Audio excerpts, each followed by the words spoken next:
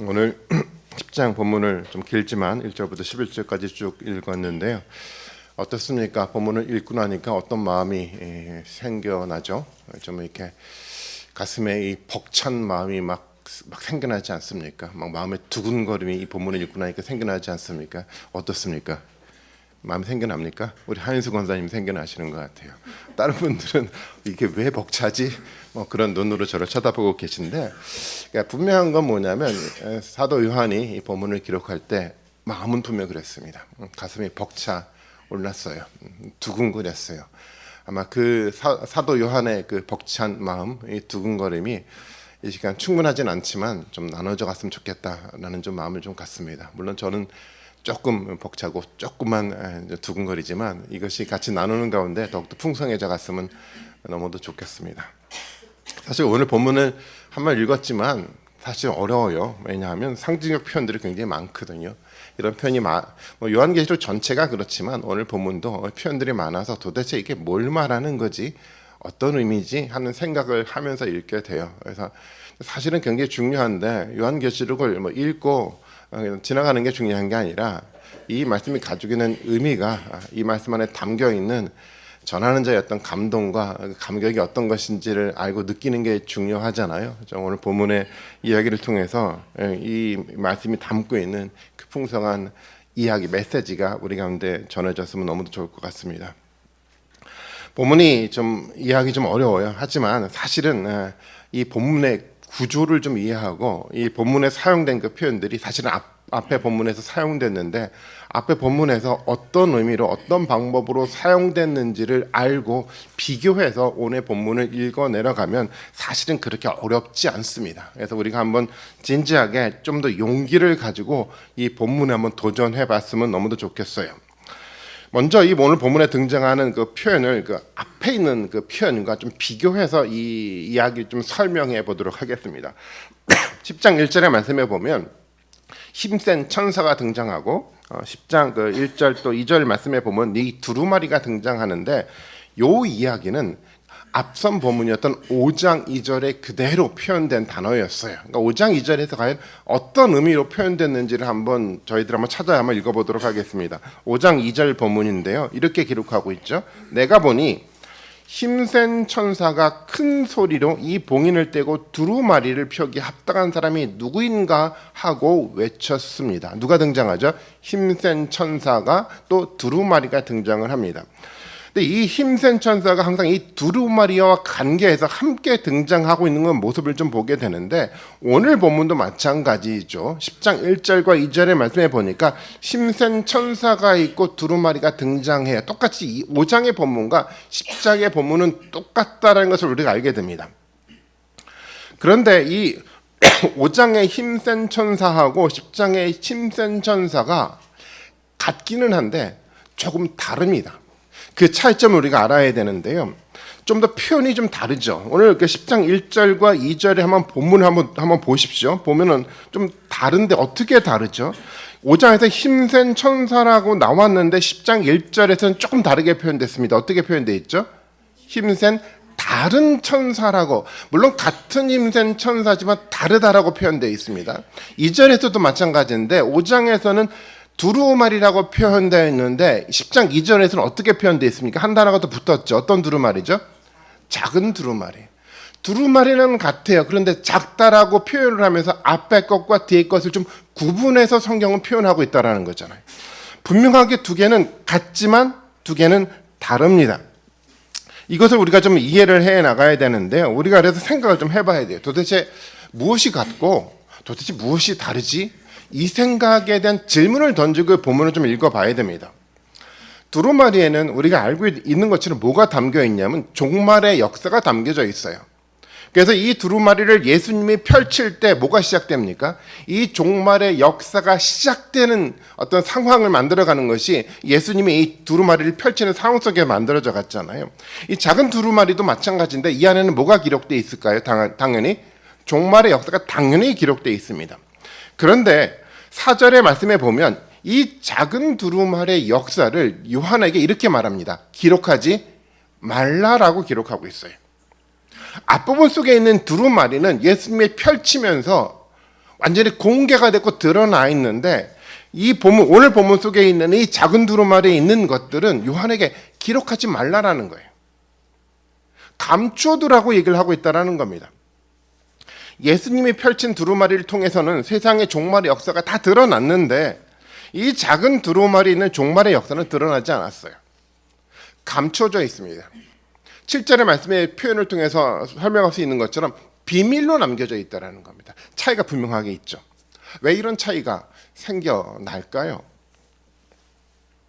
이 질문에 좀 답을 좀 찾아야 되는데 그러기 위해서는 우리는 그 5장의 그 힘센 천사와 10장의 다른 힘센 천사를 구분해서 이해를 좀 해 나가야 되는데요. 힘센 천사는 어디에 있는 존재죠?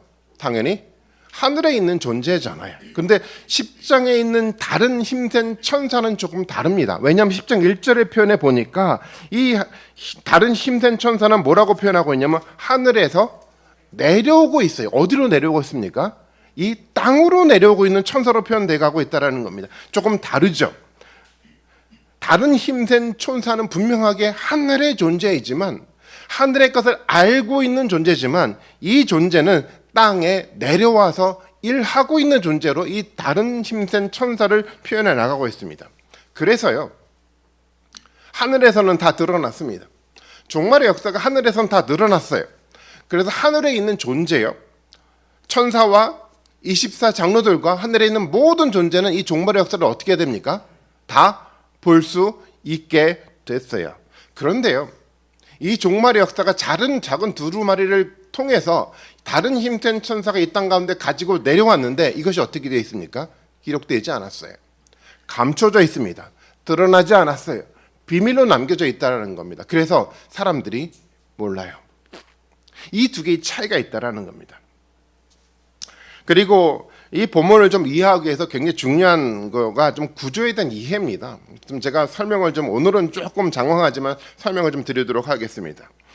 오늘 본문 그 10장에 누가 등장하냐면 요한이 등장해요. 그리고 11장을 읽어보면 거기 누가 등장하냐면 두 증인이 등장을 합니다.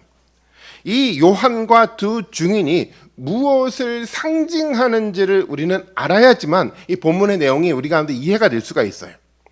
사실 10장과 11장의 하나의 이야기인데 이 이야기는 앞서 있는 7장과 똑같은 구조를 가지고 있어요. 전에도 한번 제가 설명을 좀 드렸던 것처럼, 그러니까 6장에서 7개의 봉인에 대한 얘기를 하는데 6장까지가 6개의 봉인에 대한 이야기를 하고 7번째 봉인은 몇 장에서 얘기를 하고 있냐면 8장에서 얘기를 해요. 7장에서 뭐가 끼어 있냐면 가운데 7장에 끼어서 뭐에 대한 얘기를 하죠? 14만 4천과 큰 무리에 대한 이야기를 삽입시켜서 끼워 넣었다라는 겁니다. 똑같이 9장에서 6개의 6번째 나팔에 대한 이야기를 다 마치고 그다음에 이야기가 10장 11장 사이에 끼어서 11장 15절에 비로소 7번째 나팔에 대한 이야기를 하고 있어요. 똑같은 구조죠. 9장과 11장 사이에 10장과 11장 앞부분이 끼어 있다는 겁니다. 구조적으로 7장과 동일한 구조를 가지고 있는데 구조만 같은 것이 아니라 그 구조 속에 있는 내용도 중심도 같이 기록되어 있는 것이 7장과 10장, 11장의 역할들이라는 겁니다. 그렇게 생각해 보면 우리가 알 수가 있는데 7장에서 중심이 뭐였냐면 7장에서는 앞서 말씀을 드렸던 것처럼 뭐에 대한 얘기를 하냐면 14만 4천, 그 다음에 온 땅과 모든 민족과 종족과 백성과 언어에서 나온 큰 무리에 대한 이야기를 했는데 우리가 이미 이것을 배워서 알고 있지만 이 큰 무리는 누구를 상징하는 겁니까? 하나님의 선택된 백성이요, 믿음을 끝까지 지킨 성도들을 말하는 거고, 또 다른 말로 말한다면 교회를 말하는 거예요. 교회를 말하는 개념이었잖아요. 똑같이 10장과 11장도 마찬가지인데 여기서 등장하는 요한과 여기에 등장하는 두 증인은 누구를 상징하는 걸까요? 당연히 교회를 상징하는 인물입니다. 굉장히 중요해요. 제가 이걸 좀 장황하게 설명하는 좀 이유가 있어요. 어떤 이단 집단에서는 그렇게 이야기를 하죠. 그 집단의 교주가 마치 이 두루마리를 삼킨 요한인과 같이 설명을 해요. 이 교주가 두루마리를 삼킨 요한입니다라고 이야기를 하고 있는데 잘못된 해석이에요. 여기서 본문 속에 나오는 요한은요, 한 인물이 아니라 뭐를 상징하냐면 교회 전체를 상징하는 대표적 의미 속에서 요한이 등장을 하고 있다라는 겁니다. 그렇게 생각해 보면 본문 속에서 요한이 두루마리를 삼켰는데 이 두루마리를 누가 삼킨 겁니까? 교회가 삼킨 겁니다. 이 두루마리는 어디에 존재하고 있냐면 이 교회가 삼켜서 교회 안에만 존재하는 것이 바로 이 작은 두루마리였다라는 겁니다. 그렇게 생각해 보면 이제 앞부분의 이야기하고 뒷부분의 구조 이야기를 통해서 우리는 정리를 할 수 있어요. 어떻게 정리가 됩니까? 5장에서는 하늘에 드러난 종말의 역사를 말하고 있어요. 그리고 10장에서는 땅에서 감추어진 종말의 역사를 말하고 있는데 감추어진 이 종말의 역사를 누가 삼켰습니까? 교회가 삼키고 교회가 가지고 있다라는 거예요. 교회는 알고 있다라는 겁니다. 비밀스럽지만 땅에서는 비밀스럽지만 그것을 누가 가지고 있습니까? 교회는 가지고 있어요. 이게 본문 속에 가지고 있는 어떤 구조고 본문 속에 가지고 있는 이야기의 핵심인 겁니다. 좀 복잡할 수 있어요. 근데 여러분 나중에 천천히 본문을 하나씩 읽어 내려가다 보면 아마 이 본문의 내용이 좀 이해가 좀 될 수 있을 거라고 생각해 봅니다. 꼭 여러분 꼭 다시 한번 읽어 보시고요. 좀 천천히 4절 말씀부터 우리가 한번 읽어가면서 본문에 대한 이야기를 좀 살펴보도록 할게요. 4절 말씀 같이 한번 읽어볼게요. 10장 4절 말씀입니다. 한번 같이 한번 읽어봅니다. 시작.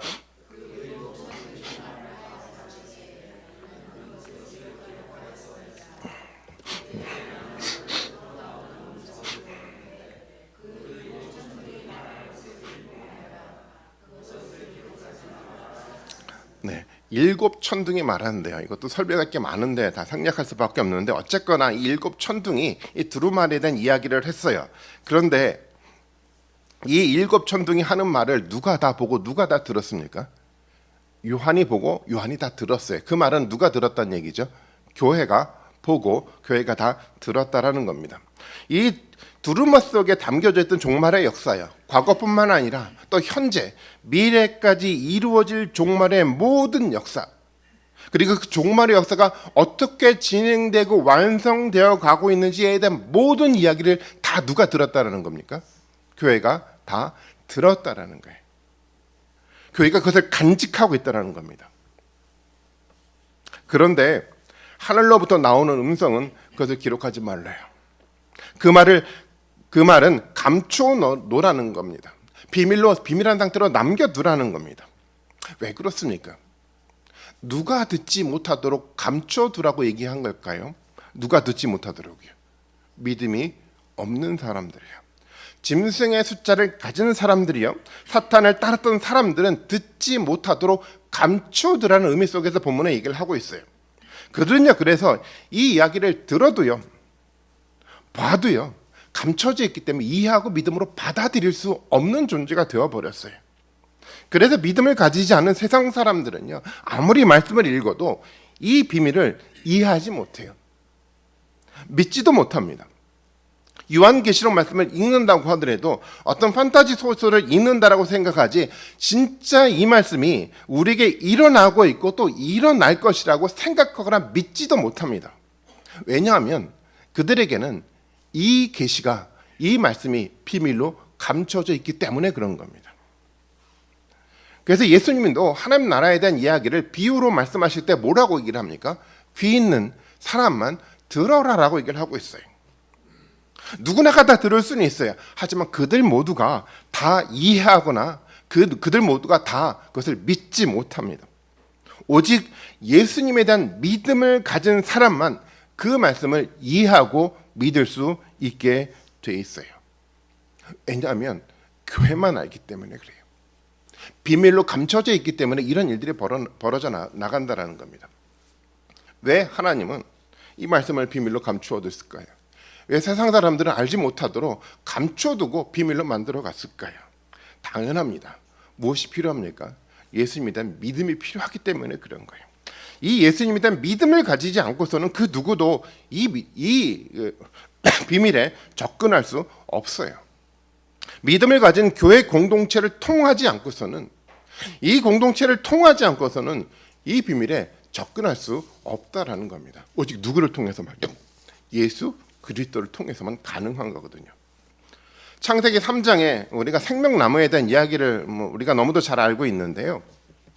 하나님은 그 죄를 지은 사람이 생명나무 열매를 먹지 못하도록 하나님은 그 안에 있는 사람을 에덴에서 다 쫓아냈습니다. 왜냐하면 생명나무는 예수님에 대한 믿음을 가진 사람에게만 주어지는 것이기 때문에 그래요. 하나님은 세상 모든 사람들을 생명나무에 접근할 수 있게 만들지 않았어요. 그래서 세상 사람들은 그 세상 사람들이 가지고 있는 그들의 윤리, 철학, 지식, 과학 그 어떤 것으로도 절대 이 생명나무에 접근할 수 없습니다. 오직 예수 그리스도예요.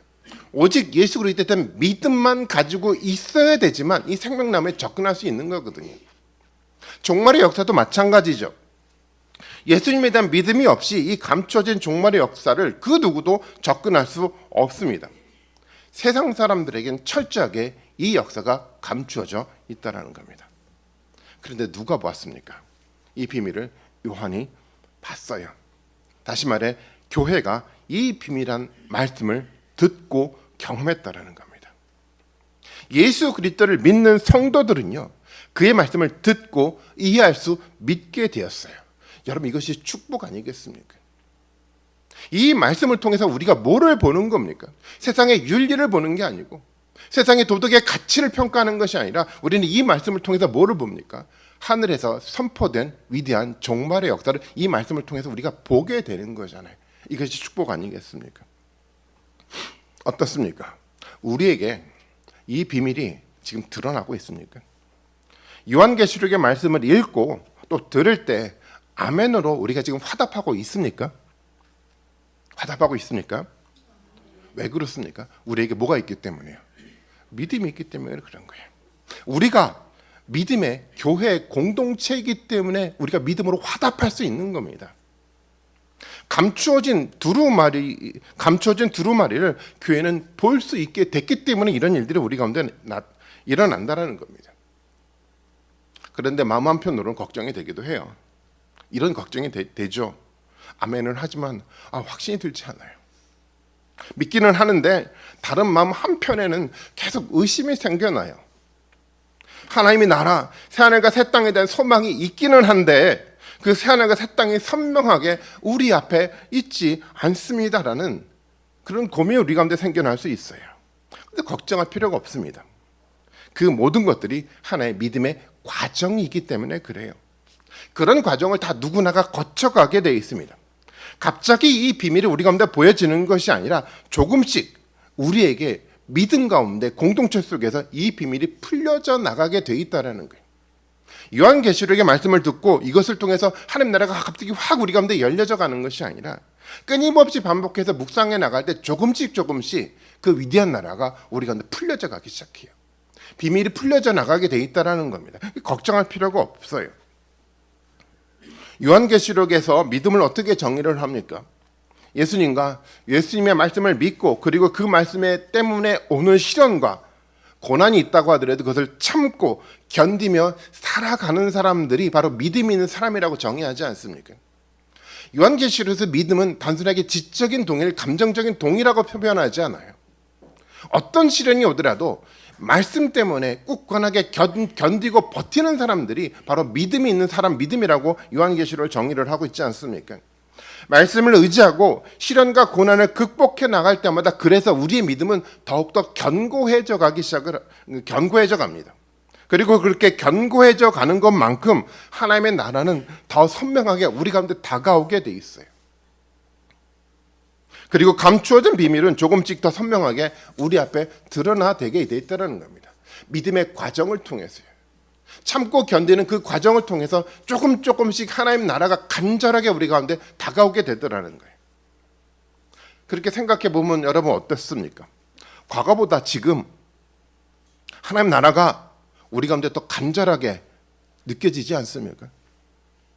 더 하나님의 나라가 우리 가운데 더 가까이 다가오고 있다라고 여러분 생각이 들지 않습니까? 왜 그렇습니까? 우리가 믿음으로 견뎌냈기 때문에 이런 일들이 일어나는 거예요. 우리가 다른 그 무엇이 아니라 하나님의 말씀을 붙들고 견뎌냈기 때문에 이 하나님 나라가 조금씩 우리 가운데 다가오고 선명해져 갔던 것입니다. 우리에게 7천둥의 음성이 조금씩 더 선명하게 우리에게 들릴 것입니다. 세상 사람들에게 완전하게 감춰진 이 비밀이 우리 공동체 안에서는 조금씩 분명하게 우리 가운데 드러날 것입니다. 왜냐하면 우리 공동체는요, 예수 그리스도에 대한 믿음을 지키고 세우려고 하기 때문에 그렇습니다. 저는 시온서교회 공동체 가운데 그런 하나님의 축복이 있을 거라고 저는 믿습니다.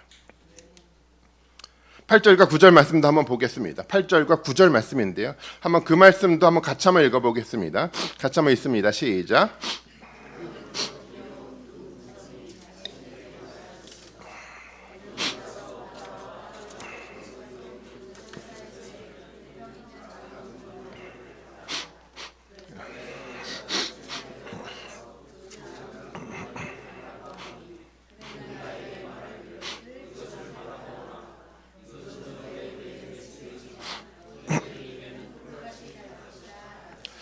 아멘.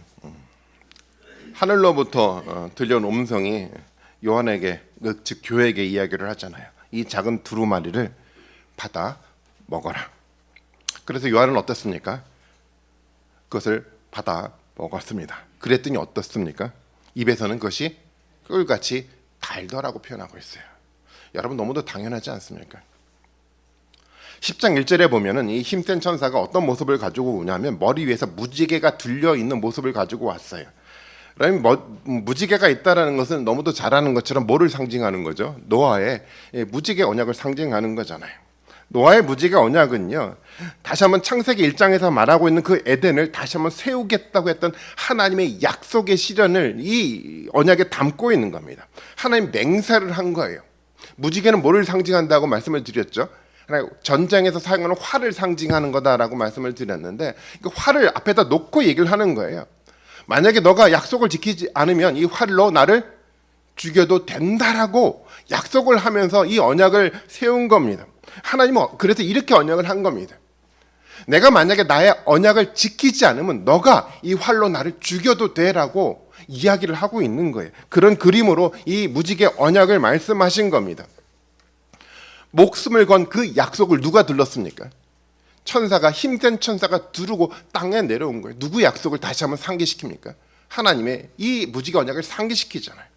그리고 2절의 말씀에 보면 이 힘센 천사가 오른발로는 바다를 딛고 또 왼발로는 땅을 디디고 서 있다라고 얘기를 해요. 그 말은 어떤 의미입니까?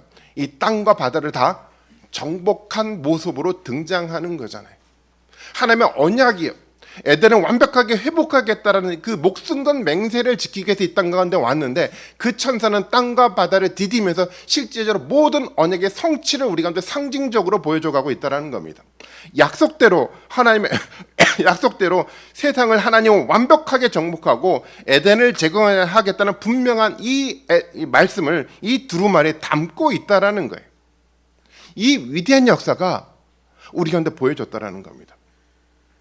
힘든 천사가 이런 모습으로 땅에 왔어요. 이것을 통해서 우리는 압니다. 하나님이 약속을 지켰다는 것을 압니다.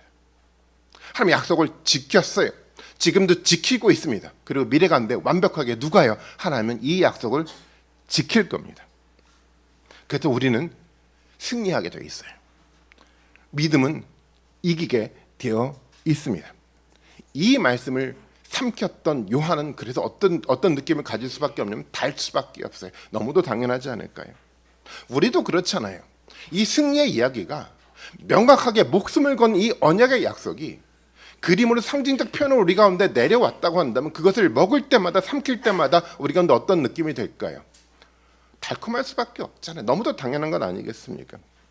교회 안에서는요, 이 작은 두루마리를 통한 비밀이 이 교회 안에서 조금씩 드러나게 돼 있어요.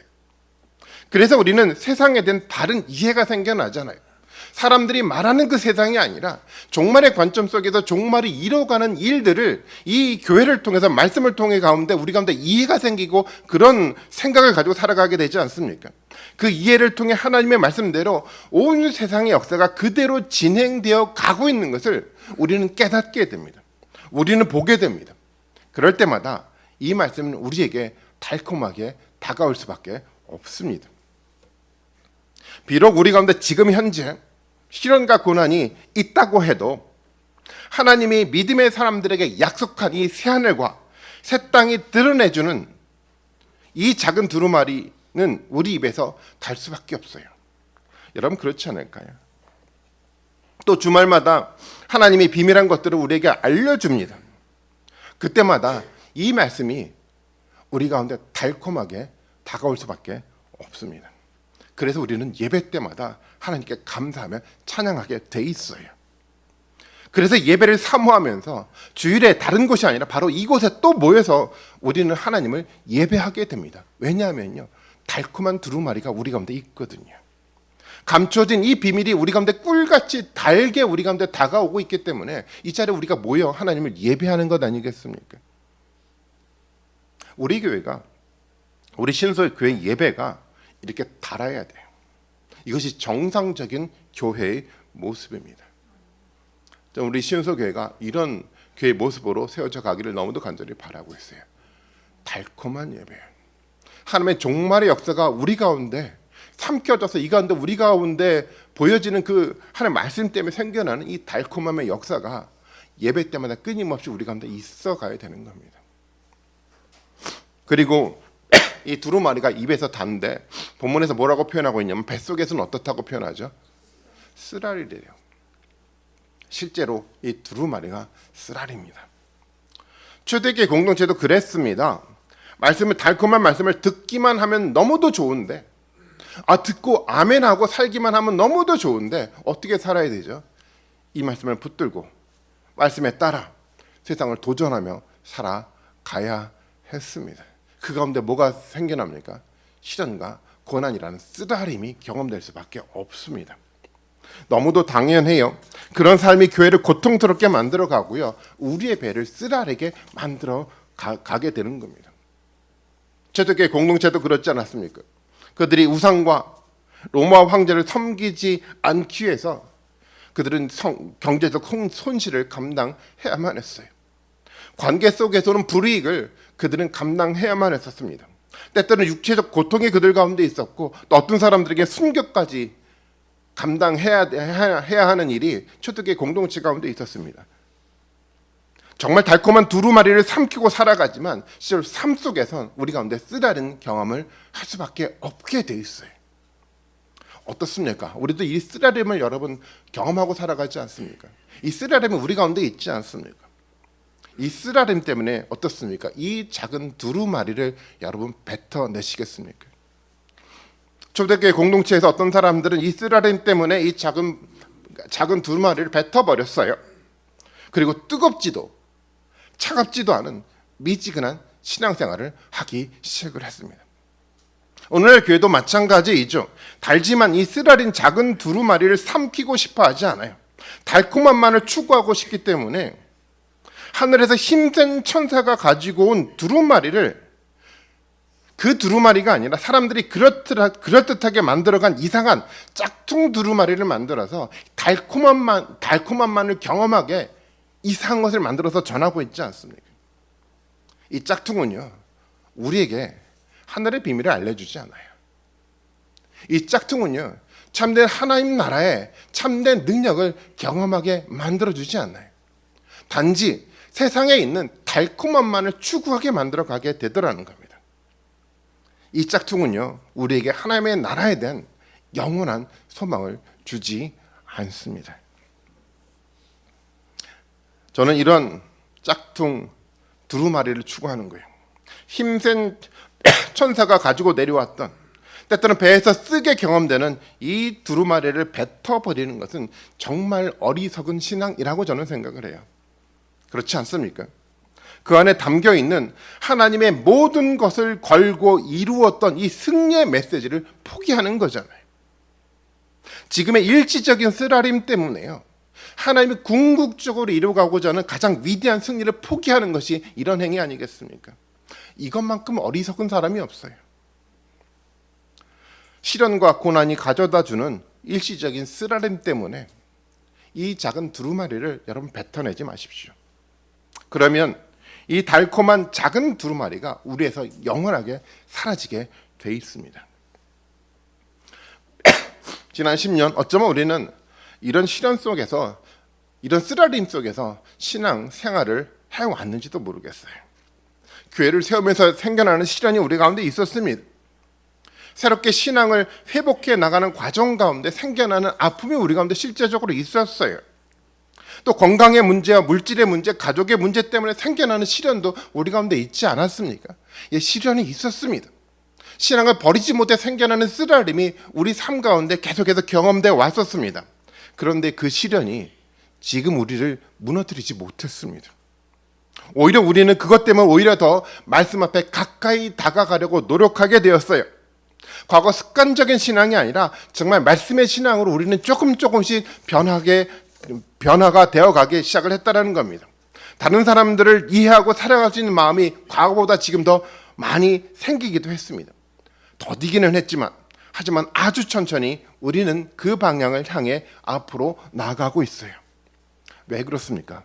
우리는 쓰리게 하는 이 작은 두루마리를 우리가 뱉어내지 않았거든요. 끝까지 말씀을 붙들고 말씀 속에서 이 쓰라림을 가지고 견뎠기 때문에 이 달콤한 이야기가 우리 가운데 생명으로 넣어주는 역사를 우리가 경험하게 되지 않았습니까? 저는 우리 모두가 이 길에서 떠나지 않는 하나님의 교회가 되기를 너무도 간절히 바라고 있습니다. 이 길을 가야 되지만 이 작은 두루마리를 삼켰던, 세상 가운데 비밀로 감춰져 있지만 이것을 간직하고 살아가는 신앙의 길을 우리는 걸어가야만 합니다. 그래야 새하늘과 새 땅이 우리 앞에 세워지게 되어 있습니다. 그래야 이 시온서교회 공동체를 통해서 하나님이 세우고자 하는 새하늘과 새 땅, 새 예루살렘이 이 공동체 가운데 임하게 되어 있는 겁니다. 우리 가운데 달콤함이, 우리 가운데 말씀을 통해 주어지는 달콤함이 있으니까 여러분, 그러면 겸손하게 하나님을 찬양하는 여러분들이 되시길 바랍니다. 또 쓰라림이 우리 가운데 있습니까? 여러분, 그러면요, 함께 서로 격려하고 위로하며 함께 기도하는 여러분들이 되셨으면 좋겠어요. 그렇게 말씀으로 견뎌내십시오. 이것이 신앙의 길입니다. 마지막 이야기를 읽어보겠습니다. 11절 말씀입니다. 11절 말씀 한번 같이 한번 읽어보도록 하겠습니다. 시작.